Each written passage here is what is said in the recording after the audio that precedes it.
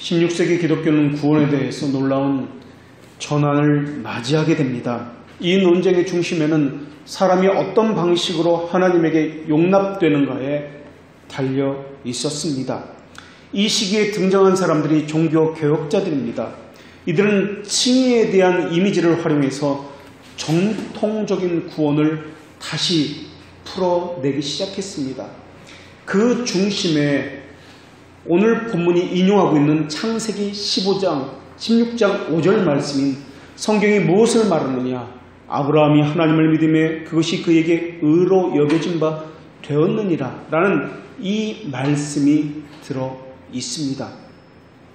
이런 종교개혁으로 인해서 로마 카톨릭은 트렌트라는 곳에서 종교회의를 열어서 처음으로 자신의 신학에 대해서 되돌아보기 시작하였습니다. 그런데 로마 카톨릭은 오히려 전통적인 표현과 사고로 더 되돌아가서 자기의 것을 고집하기에 이르렀습니다. 그들이 말하는 믿음은 교회에 대한 순종을 믿음이라고 그렇게 이야기하였습니다. 교회와 사제가 말하는 것은 그것이 성경에 근거했든 근거하지 않았든 이것은 전혀 상관이 없습니다. 그저 교회에 순종하는 것, 이것이 그들이 말하는 믿음이었습니다. 오늘날도 우리 주위에는 마치 중세시대의 교회처럼 온통 무지로 둘러싸여 있어서 맹목적으로 교회에 순종하는 것, 맹목적으로 사자들에게 순종하는 것을 믿음이라고 생각하고 있습니다. 그것이 옳은지 따르는지 따지도 않습니다. 교회에서 말하니 당연히 옳다고 여기고 있습니다. 이런 일들은 육체의 짐을 벗고 하나님에게 불려가기까지 또 이 땅이 있기 계속해서 유지되기까지 반복되어 있을 것입니다. 그래서 오늘 우리가 나눌 말씀도 하나님의 의에 대한 논의로부터 출발을 합니다. 그것이 그에게 의로 여겨진 바 되었다고 말씀하고 있습니다. 그렇다면 아브라함에게 의로 여겨진 것이 무엇을 의미할까 하는 것입니다. 그래서 오늘 나누고자 할 때 첫 번째로 믿음의 성장 단계를 통해서 아브라함이 믿음이 무엇을 이야기하고 있는지를 살펴보겠습니다. 두 번째로는 성경에서 의라고 하는 것을 어떻게 말씀하고 있는지를 살펴보겠습니다. 신앙에는 단계가 있다고 이야기합니다. 첫 번째 단계는 체험을 추구하는 단계입니다. 특이한 신비를 추구하는 것이 신앙이다, 믿음이라고 착각하는 단계입니다. 이 단계는 신앙이 아니라 신앙을 준비하는 그런 단계입니다. 그래서 처음에는 그것이 전부인 양 여기저기 쫓아다니면서 신비적인 체험을 하고 그것을 추구하고 있습니다. 교리가 전혀 없습니다. 방언과 체험과 관련된 일에 열을 올립니다. 그것이 있어야 믿음이 있다라고 여기기 때문에 그렇습니다. 마치 영지주의자들처럼 이원론적인 되어서 육체는 천하고 영은 선한 것이라고 여깁니다. 그래서 집안일은 안 하고 교회에서 사는 것이 하나님께서 보시기에 더 좋은 것이라고 여깁니다. 이들은 신성과 인성에 대해서 균형을 잃어버린 자들입니다. 물론 이와 반대되는 경우도 있습니다. 이들은 사회 정의를 위해서 교회가 무언가 뛰어들어서 그것을 변화시켜야 된다라고 이야기합니다. 이것이 첫 번째 단계입니다. 두 번째 단계에서는 맹목적으로 순종하고 열심을 내고 교회에서 시키는 모든 일에 뛰어듭니다. 그것이 참된 신앙이라고 생각합니다. 그러나 이 역시 참된 신앙이 아닙니다. 믿음은 지식과 관련이 되어 있습니다. 그러나 이 사람은 맹목적인 신앙을 가지고 있어서 무지가 그 사람을 사로잡고 있습니다. 세 번째 신앙의 단계는 과연 어떤 것이 신앙인가? 지적인 호기심을 가지고 덤벼드는 단계입니다. 교회에 대해서 관심을 가지기 시작합니다. 그러면서 지적인 탐구가 시작됩니다. 이 시기에는 자기가 믿는 기독교에 대해서 알고 싶어하는 그런 호기심이 일어납니다. 그래서 많은 책들을 사서 읽는 단계입니다. 그래서 이 시기에는 호기심이 있기 때문에 배우는 것에 관심이 있습니다. 당장에 무엇이라도 할 것처럼 그렇게 여깁니다. 그러나 시간이 지나가면서 그 호기심은 점점 사그러듭니다. 그래서 시간이 지나가면 그 사람의 신앙이 어떤 것인지 드러나게 되어 있습니다. 만약에 그 사람이 가진 신앙이 바른 신앙이라면 꾸준하고 지속성을 가지고 하나님을 알고자 하는 일에 매진을 하게 될 것입니다.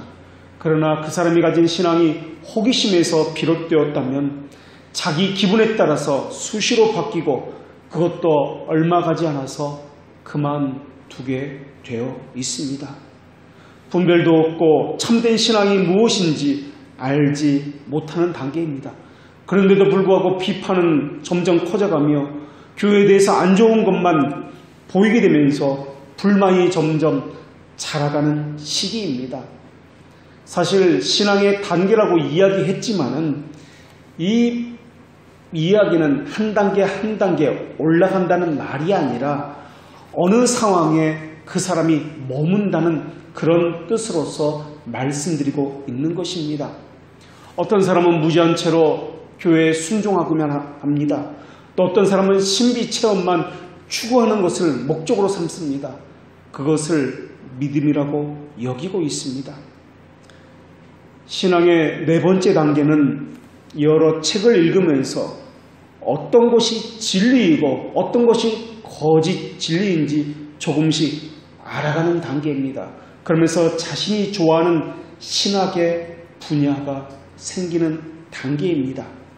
이 단계에 이르러서야 비로소 기독교 신앙에 입문했다라고 말할 수 있습니다. 이제서야 비로소 신앙의 첫 발을 내딛는 단계가 된 것입니다. 기독교는 진리의 종교이지 비진리의 종교가 아닙니다. 이때부터 진리가 무엇인지 조금씩 알아가면서 분별이 가능하고 진리의 옳고 그름에 대한 판단이 생기기 시작합니다. 물론 지적 호기심으로 몇 달이나 1, 2년은 그렇게 할 수 있습니다. 이 단계도 지나보면 그것이 옳은 것인지 참된 것인지 어떤 것인지 알 수가 있습니다.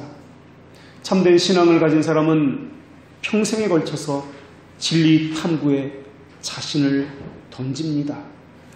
진리의 영이신 성령께서 그렇게 진리로 그 사람을 붙들고 있기 때문에 그러합니다.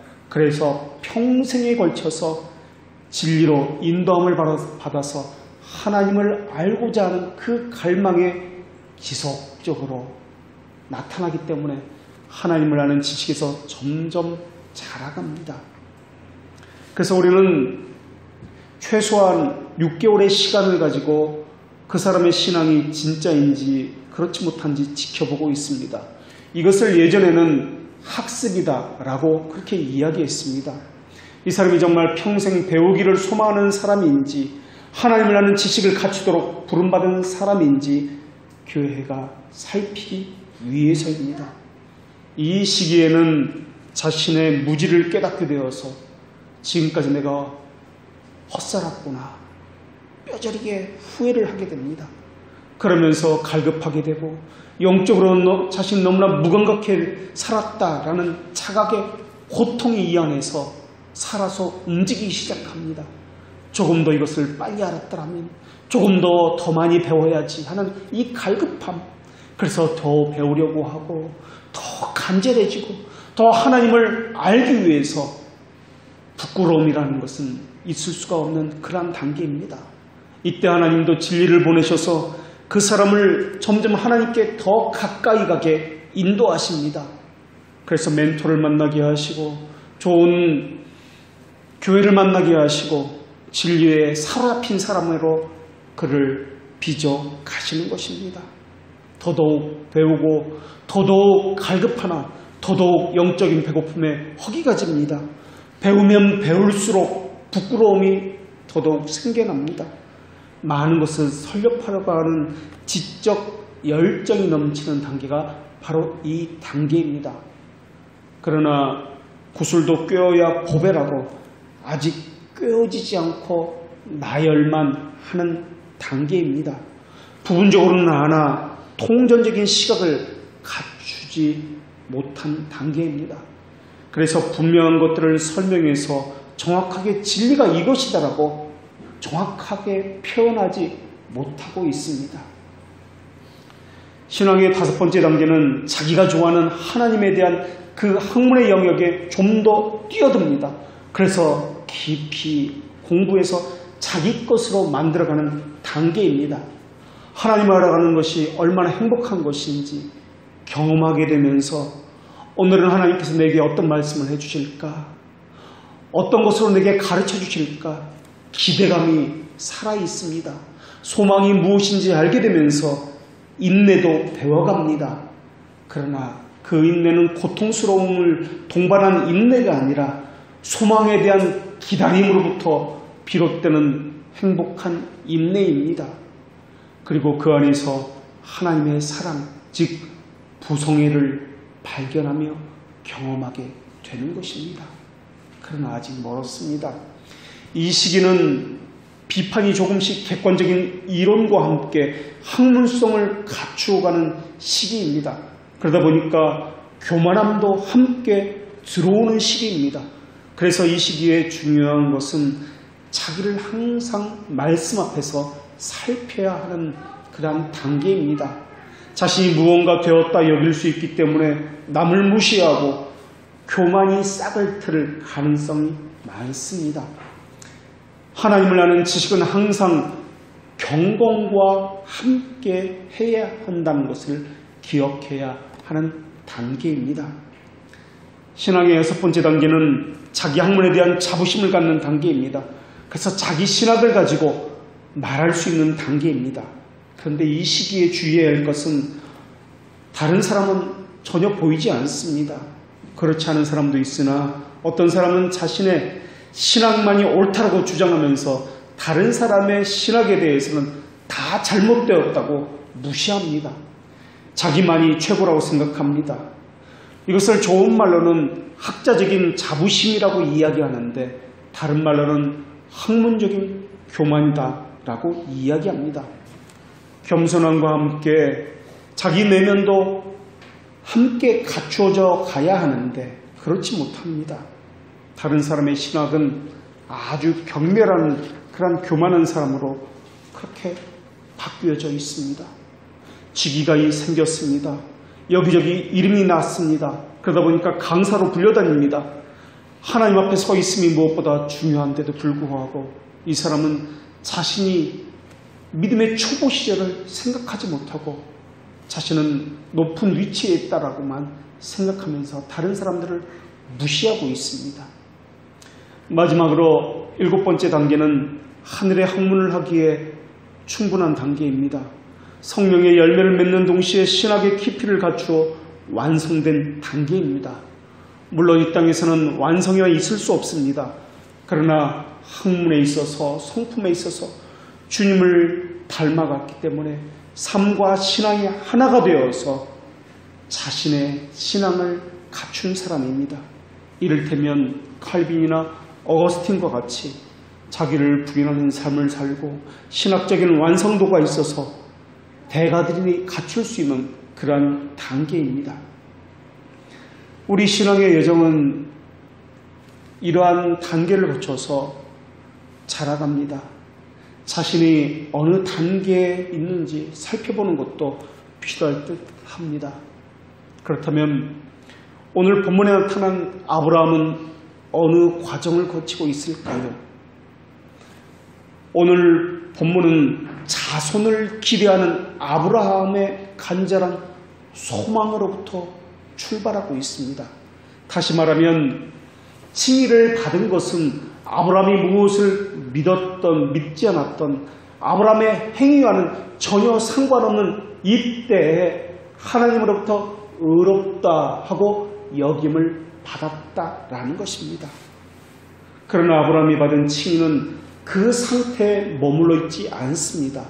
하나님을 아는 지식에 있어서 자라갑니다. 거기서 뿌리를 내립니다. 그리고 언약을 부여잡습니다. 하나님이 어떤 분인지 아는 충만한 지식으로 자라가기 시작합니다. 그것이 믿음이 하는 일이기 때문에 그렇습니다. 만약에 자라감이 없다면 그것은 믿음이 아니기 때문에 그렇습니다. 그래서 그것을 우리는 접붙임이다 또는 내주하심이다 라고 배웠습니다. 접붙였다는 것은 붙어 있다는 말이지 떨어져 있다는 말이 아닙니다. 우리가 아브라함이 의롭다함을 받았다고 말하지만 사실은 자기 자녀를 바라는 것은 부모라면 누구에게나 있는 마음입니다. 이런 것은 칭의하고는 의롭다 여김을 받은 것하고는 전혀 상관이 없습니다. 그런데도 자녀를 바라고 자녀가 없으니까 자식을 주십시오 하는 이 마음을 하나님께서는 의롭다고 오늘 본문에서 말씀하시면서 믿음의 조상이 되리다 라고 말씀하셨다라는 것입니다. 이 말은 우리 믿음에 대한 하나님의 간섭이 시작되었다는 말입니다. 가장 사소한 것, 우리 일상의 가장 절실한 것, 그것이 믿음을 얻게 하는 출발점으로 삼아도 좋다는 말씀입니다. 아브라함의 믿음의 출발점은 자신에게 가장 고통스러웠던 것, 가장 인생에 있어서 문제가 되었던 것, 바로 자손이 없었다는 것으로부터 아브라함의 믿음이 출발합니다. 그렇기 때문에 사람마다 믿음의 그 출발은 각기 다 다릅니다. 어떤 사람은 자기 자부심이 너무나 강합니다. 자기만 아는 이기적 사랑과 같은 성품의 결함으로부터 믿음의 출발이 시작될 수도 있습니다. 어떤 사람은 물질에 대한 욕심이 너무나 강합니다. 어떤 사람은 자녀에 대한 그 지나친 사랑이 믿음의 출발일 수도 있습니다. 어떤 사람은 육체에 대한 질병으로부터 그 믿음의 출발이 시작될 수도 있습니다. 사람이 각기 처한 상황이 다르기 때문에 각자가 다르게 출발할 수 있습니다.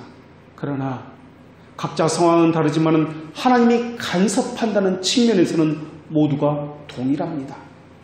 그러나 칼빈은 이것을 믿음이라 이야기하지 않았고 믿음의 전 단계다라고 이야기했습니다. 이것은 아직 믿음이 아닙니다. 이런 일을 통해서 하나님께서 계시다는 것을 체험함으로 하나님에 대한 신인식을 조금씩 하기 시작합니다. 처음에는 종교성을 가지고 하나님을 찾았습니다. 그러나 그 이면에는 하나님이 하나님이심을 그 사람에게 보이셨기 때문에 우리가 하나님을 찾았다라고 보이게 된 것입니다. 하나님은 비밀적으로 일을 하십니다. 그러나 어느 때는 우리가 그것을 인지할 수 있도록 우리에게 알리심으로써 하나님은 그 일을 행하십니다. 처음에 우리는 그 일이 어렵다고 고통스럽다고 우리에게 문제가 된 것을 하나님께서 치료해 주셨다고 해결해 주셨다고 그렇게 생각하고 있습니다. 또 어떤 사람은 운이 좋았다고 그래서 해결되었다고 생각합니다.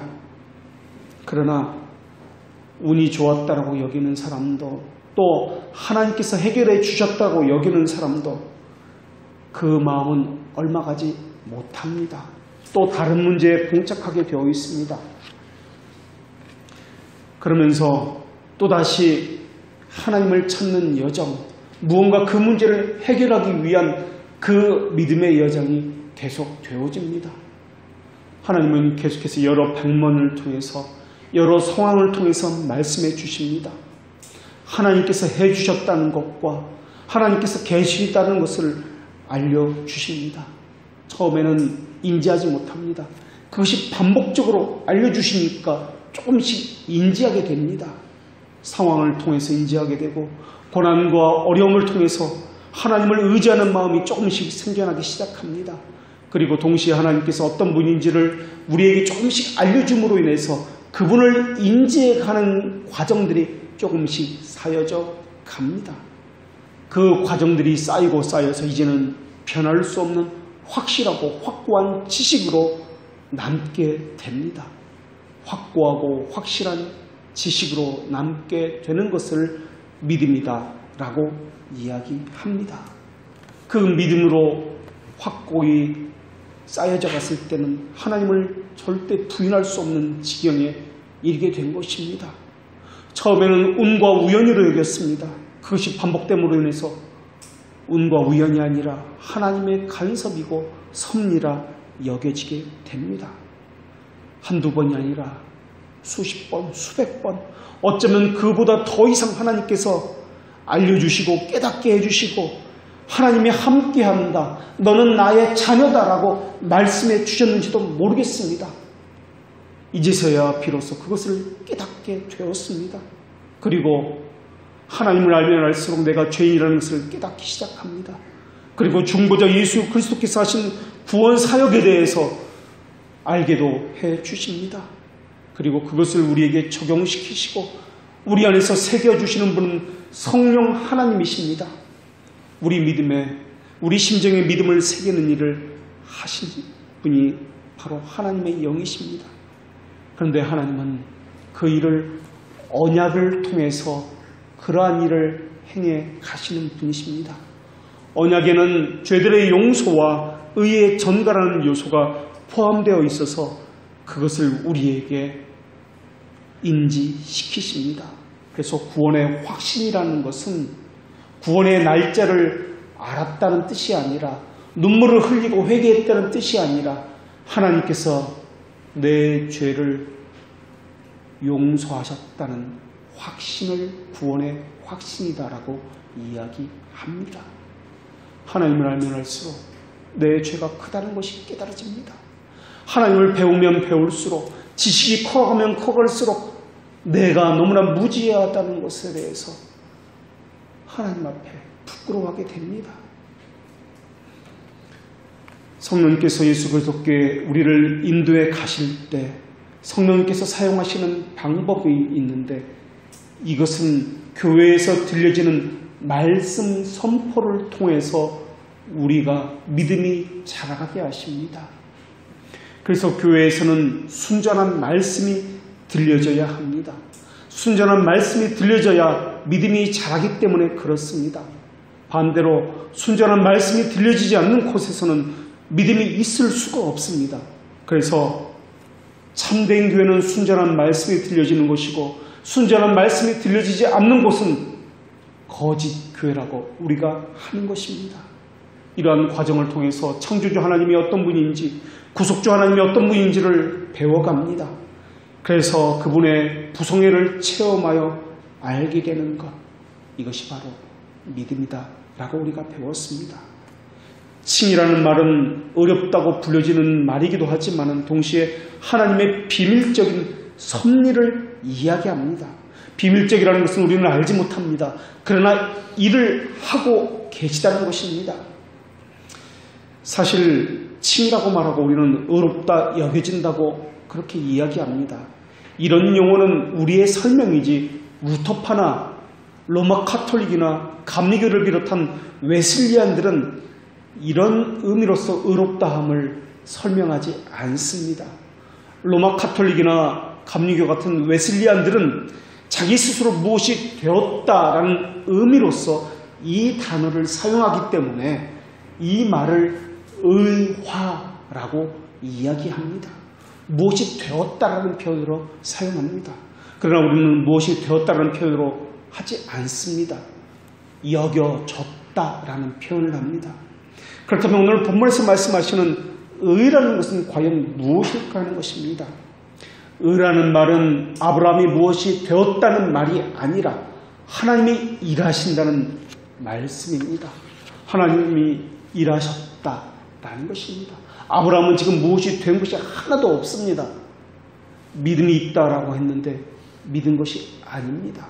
우리는 지금 로마서 4장에서 인용하고 있는 창세기 15장 말씀을 보고 있습니다만, 창세기 22장에 자신의 아들인 이삭을 바치게 되기까지 수많은 세월을 하나님께서 간섭하셨다라는 것을 우리가 알 수 있습니다.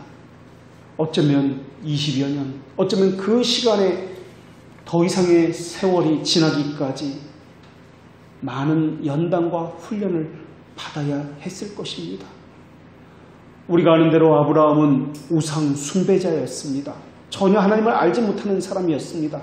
그런데 자신의 아들을 바치기까지 하나님이 어떤 분인지 확고하고 확실한 지식을 갖추기까지 그 수많은 세원들, 그 수많은 연단과 훈련 속에서 얼마나 눈물을 흘려야 했는지 우리는 성경의 간간 획과 획 속에서 읽어낼 수 있습니다. 행위로서 의롭다함을 받은 것이 아닙니다. 아브라함이 수많은 선행을 했다 한다 할지라도 그것은 아브라함에게 역사하신 하나님의 열심히 행하신 일이기 때문에 그것은 아브라함이 행한 것이 아닙니다.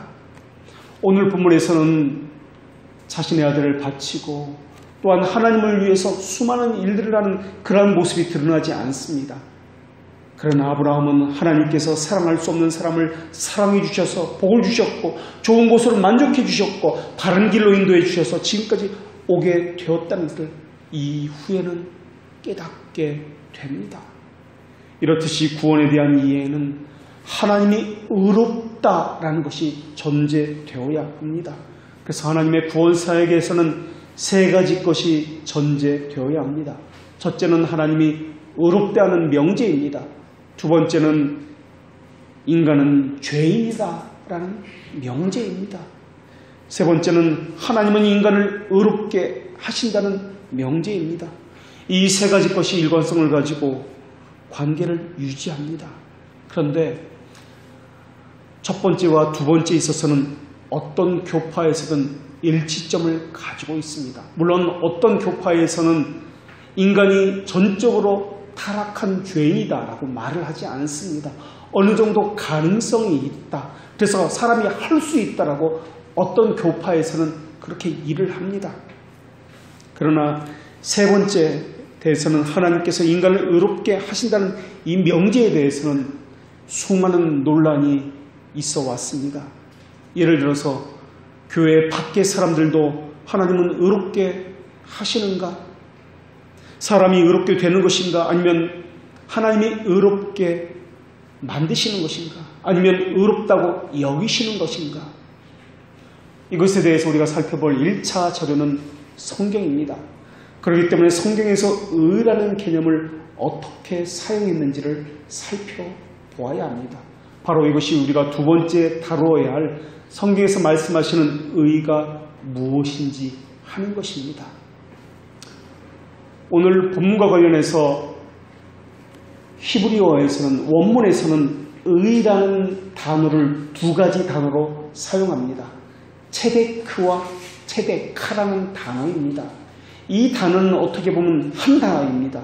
그런데 또 어떻게 보면 두 단어입니다. 체데크는 남성 명사입니다. 체데카는 여성 명사입니다. 그런데 둘 다 같은 뜻을 가지고 있습니다. 여기서 우리는 의문의 여지가 있습니다. 첫 번째로 왜 같은 단어인데 한쪽에서는 남성 명사로 쓰고 한쪽에서는 여성 명사로 사용하느냐 하는 것입니다. 같은 의미와 같은 뜻인데 왜 한쪽에서는 남성으로서 한쪽에서는 여성으로서 사용하느냐 하는 것입니다. 두 번째로 남성으로 사용할 때 체데크는 무게와 양을 나타내는 소유격으로 사용되고 있습니다. 그래서 도덕적으로 옳은 바른 질서와 같은 추상적인 것에 사용됩니다. 그런데 여성으로 사용되는 체데카는 그런 방식으로 사용하지 아니하고 의로운 행동을 옹호하는 판결, 남성으로서는 추상적이었다면 여성으로서의 체데카는 구체적인 실체로서의 언급하는 경향이 있습니다. 그래서 남성으로서는 소유격을 사용해서 본질적인 의를 이야기하고 여성으로서는 소유한 자의 행동의 의를 이야기합니다.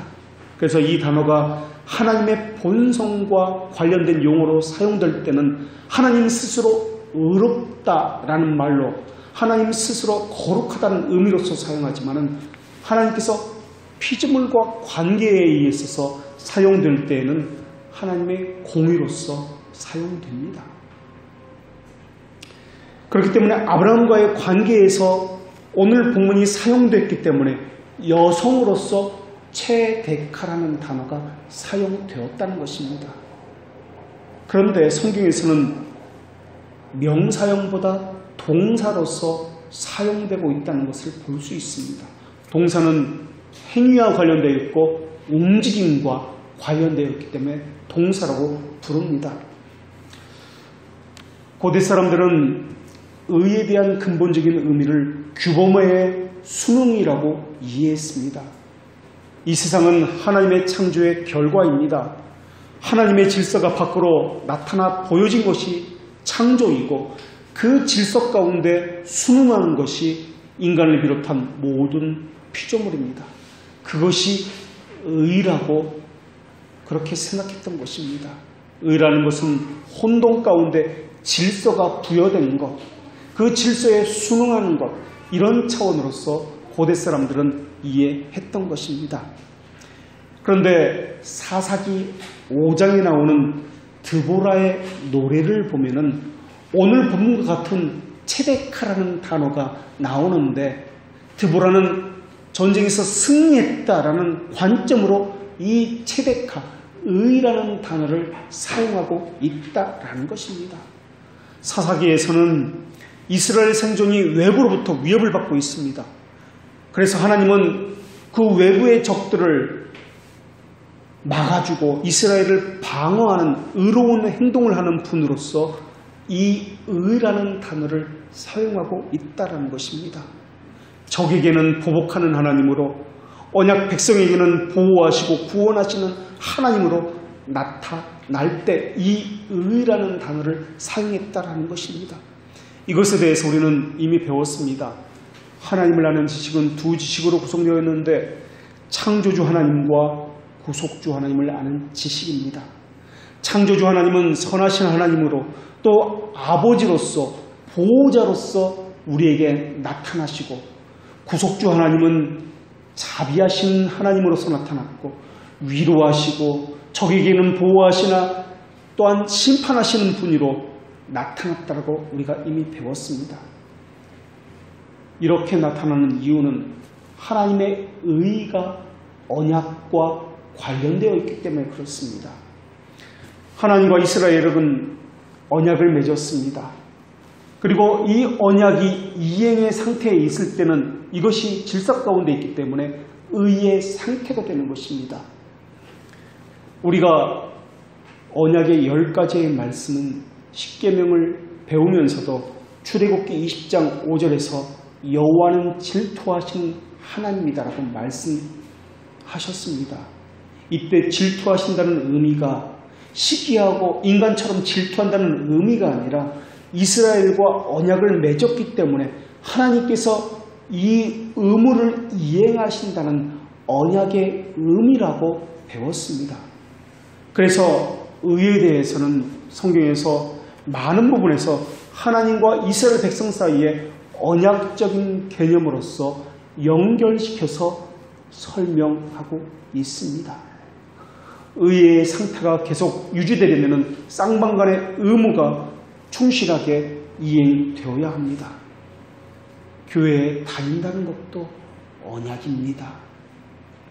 가족이 언약의 관계를 맺듯이 하나님도 우리와 언약의 관계를 맺었습니다. 그래서 언약에는 의무와 책임이 함께 따라옵니다.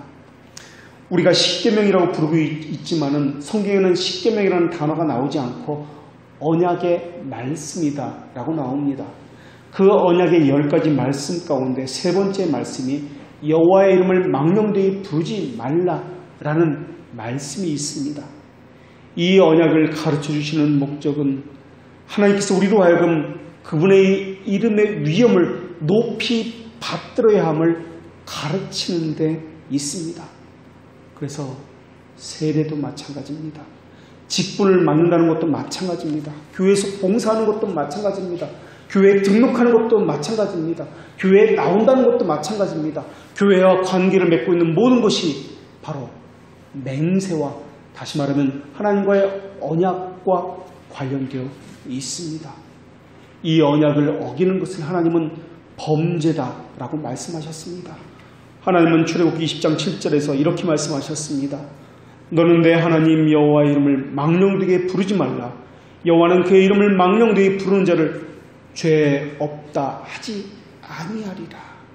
언약을 어기는 것을 범죄하는 것이다 라는 것이 하나님의 말씀이었습니다. 우리가 하나님의 언약을 어기면서 예배한다고 생각해 보십시오. 기도한다고 생각해 보십시오. 우리의 기도의 시작은 하늘에 계신 우리 아버지라는 기도로서 시작합니다. 우리라는 것은 내 중심이 아니라 우리가 중심이라는 말이고, 나를 통해서 우리를 보는 것이 아니라 우리를 통해서 나를 보는 것입니다. 우리 안에서 나를 보는 것, 이것이 교회입니다.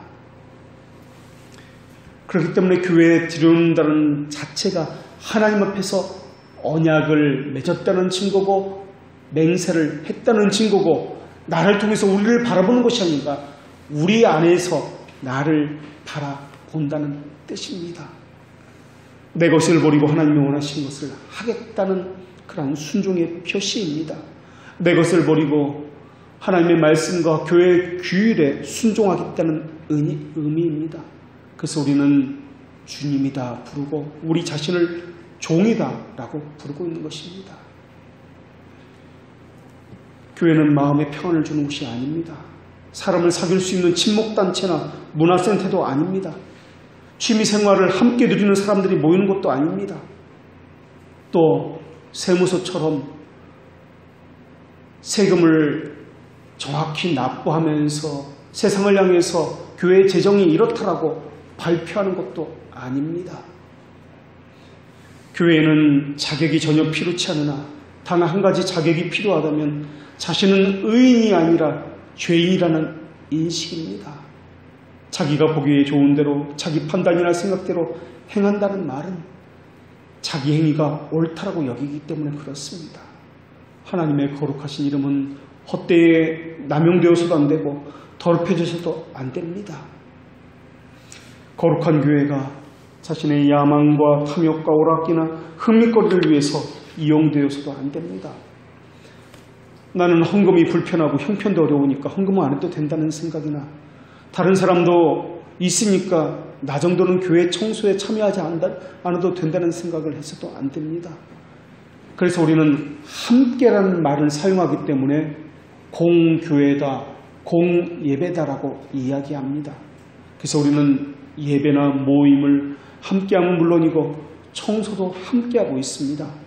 그래서 우리가 지난주에 이야기하기를 청소도 함께하고 있으니까 설거지도 함께하자라고 이야기가 서로 나왔습니다. 이것이 교회이기 때문에 그렇습니다. 우리는 하나님과 언약을 맺은 백성입니다. 하나님과만 언약을 맺은 것이 아니라 교회와도 언약을 맺었으며 우리 서로가 서로에게도 언약을 맺었습니다.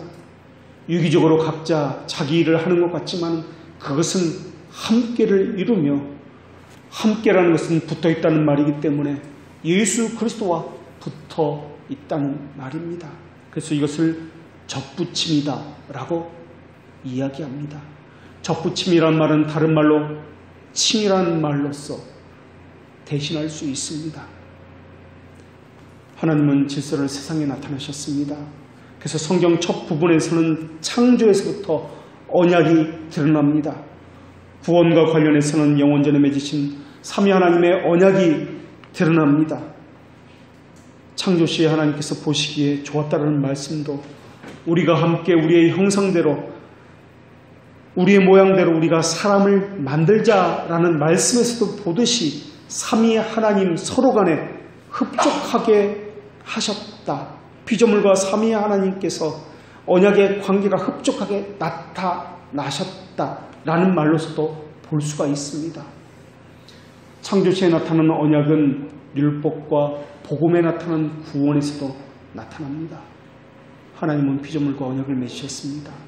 그래서 하나님은 그 언약을 다하시기 위해서 하나님의 백성을 보호하시고 가장 좋은 길로 인도하시는 분이십니다. 여러분이 이곳에 오신 것도 마찬가지입니다. 하나님께서 그것을 가장 좋게 여기셨기 때문에 여기까지 인도하신 것입니다. 다른 교파도 많습니다. 복음주의 교회도 많이 있습니다. 그런데도 불구하고 불편하고 힘들고 마치 고등학교 수험생처럼 공부해야만 하는 이 개혁교회로 보내신 것입니다. 이스라엘 초기에는 언약의 의의가 이스라엘 자체의 위협 때문이 아니라 외부 위협 때문에 생겼습니다. 그런데 이스라엘은 국가가 수립되자 외부의 위협보다는 내부에서 언약이 위협받기 시작했습니다. 예배에 대해서 하나님이 정한 대로 하지 않고 사람들이 보기에 정한 대로 하기 시작했습니다. 예배 타락이 일어나자 우상 숭배가 나타났습니다. 예배의 타락은 직분의 타락으로 이어졌고 이것은 교회의 타락으로 이어졌습니다. 그래서 8세기 선지자인 아모스와 호세아는 하나님의 언약을 지켜야 된다고 그렇게 호소했습니다. 예배의 타락에 대해서 그렇게 호소했습니다. 하나님과의 관계가 바르게 유지되려면 계약의 상태가, 언약의 상태가, 예배의 상태가 바르게 유지되어야 된다고 그렇게 이야기했습니다. 그러다가 이스라엘 후기가 되어서는 이 체데카, 의라는 의미가 자선이라는 의미로 나타나기 시작했습니다. 하나님께서는 시편 기자를 통해서 이렇게 말씀하셨습니다. 그가 재물을 흩어 빈궁한 자에게 주었으니 그의 의가 영구히 있고 그의 뿔이 영광 중에 들리로다. 하나님은 다니엘을 통해서는 이렇게 말씀하셨습니다. 그런즉 왕이여 내가 아뢰는 것을 받으시고 공의를 행함으로 죄를 사하고 가난한 자를 긍휼히 여김으로 죄악을 사하소서. 그리하시면 왕의 편안함이 혹시 장구하리이다. 의라는 단어가, 체데카라는 단어가 가난한 사람을 도와주는 것이 의다라고 말씀하고 있다는 것입니다. 우리는 이것을 10가지 언약의 말씀에 의하면 하나님을 향한 간접적인 예배다라고 배웠습니다. 가난한 자를 도와주고 궁핍한 자를 도와주는 것. 궁핍한 자들이 생겨나는 이유가 무엇 때문에 그렇습니까? 가난한 자들이 생겨나는 이유가 무엇 때문에 그렇습니까? 11조와 관련이 있습니다. 하나님은 소득의 10분의 1을 하나님께 드려서 이스라엘 백성 가운데 가난한 자들을 살피고 도와주라고 말씀하셨습니다. 11조는 가난한 자들을 위해서 사용되어져야 하는데 이스라엘 백성들 가운데 가난한 자들이 생겼다는 이유는 11조를 하지 않았거나 11조를 제대로 했는데 제대로 했지만은 다른 용도로 사용했기 때문에 이스라엘 백성 가운데 가난한 자들이 생겼다라는 것입니다. 가난을 바로 잡는 것, 이것이 바로 의다라는 것입니다. 바른 하나님과의 관계로 질서로 되돌려 놓는 것, 이것이 바로 체데카가 요구하는 치유의 수단입니다. 그렇기 때문에 체데카라는 것은, 의라는 것은 가난을 치유한다는 개념보다도 하나님과의 약속과 또 구원과 관련되어 있다라는 것입니다. 바로 이 단어가 후대에 가서는 구제와 자선과 연결되어 있습니다. 이 단어는 신약에 와서는 로마서와 갈라디아서에 집중되어 나타나고 있습니다. 여기서 의라는 것은 율법의 공로와 믿음과의 관계를 설명하는 중요한 역할을 합니다.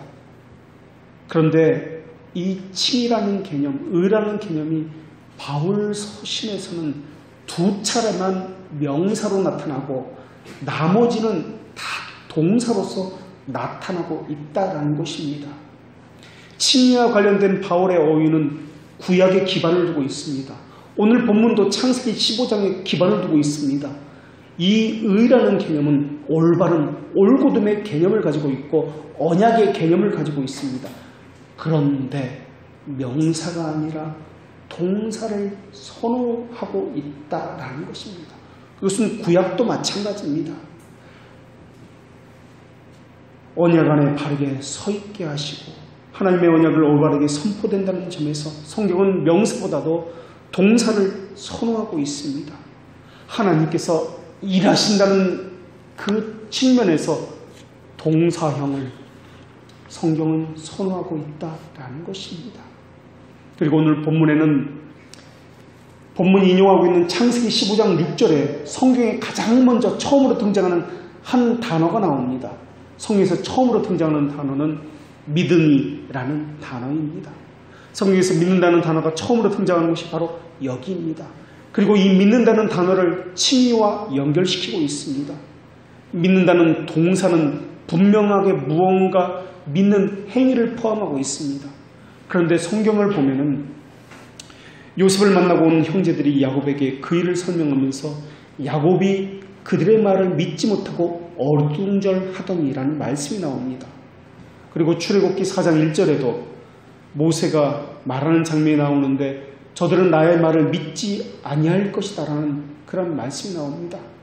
또 잠언 14장 15절에도 어리석은 자들은 온갖 말을 믿으니 라는 말씀이 나옵니다.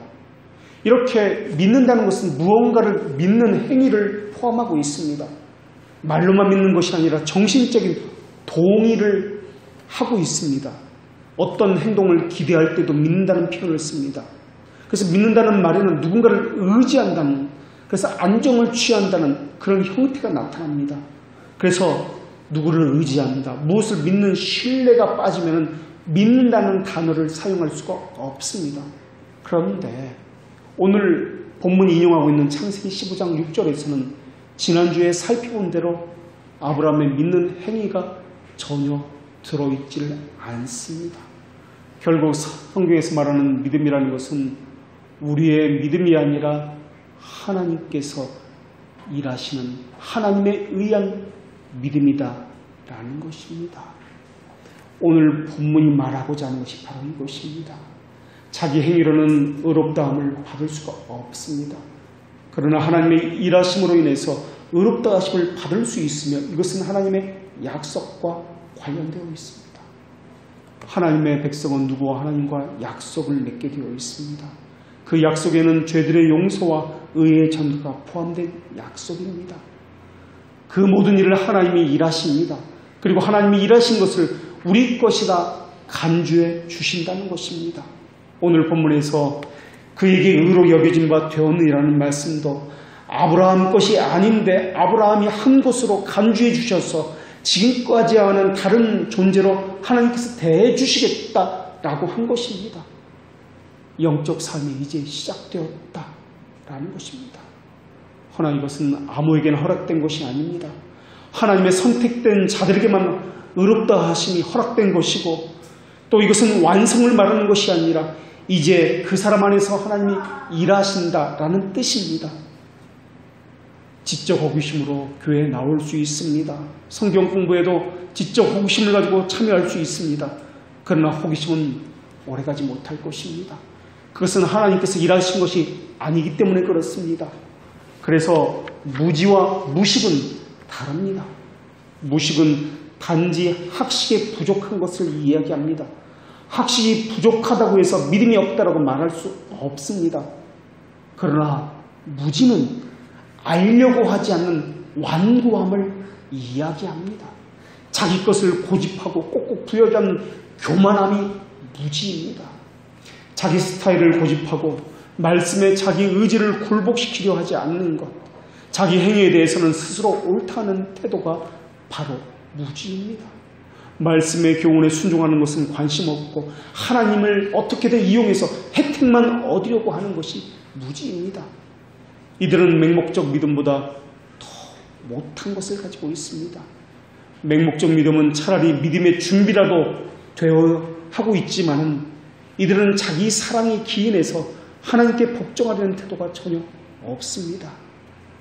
참된 믿음은 지식이 부족하더라도 자신의 무지를 깨닫고 참된 지식을 배우려고 부지런히 노력하는 그 성향을 의미합니다. 이제 아브라함은 아무것도 하지 않았습니다. 아무것도 하지 않았어도 칭의를 받았습니다. 하나님의 일하심으로 하나님을 아는 지식의 여정으로 들어가게 되었습니다. 그래서 결국 하나님을 아는 지식이 그 안에 차곡차곡 쌓여서 하나님을 아버지라 부르게 됩니다. 하나님께서 아브라함을 아버지라 부르도록 인도하신 것처럼 우리도 그렇게 인도하실 것입니다. 기도하겠습니다.